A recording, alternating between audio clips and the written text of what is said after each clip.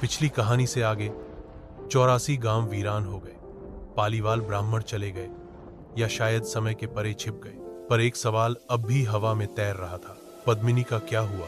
एकांत में पद्मिनी। जब सभा में यह तय हुआ कि गांव खाली किया जाएगा, तब पद्मिनी चुप रही, पर अंदर से उसका मन आग की तरह जल रहा था।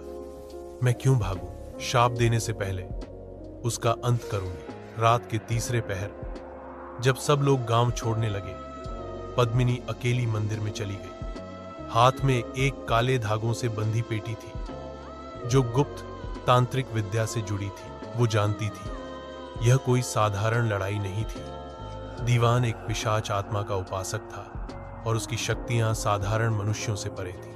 तांत्रिक अनुष्ठान। वो अंतिम रात्रि मंदिर में देवी चामुंडा की मूर्ति के आगे पद्मिनी ने 7 दीपक जलाए। उसने अपनी हथेली चाकू से काटी और मंत्र बोलते हुए खून से एक चक्र खींचा।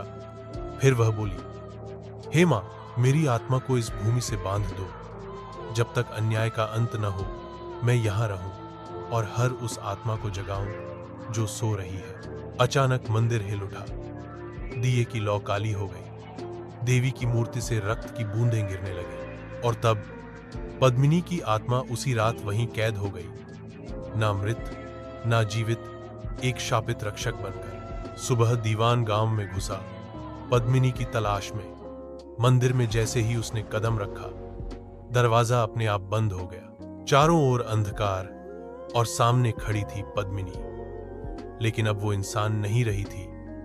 उसकी आंखें काली, चेहरा सफेद और शरीर से धुआं निकल रहा था। दीवान कुछ बोलता, इससे पहले ही मंदिर की दीवारों से असंख्य आत्माएं निकली, उन 84 गांवों की जो शांति से बंधी थी।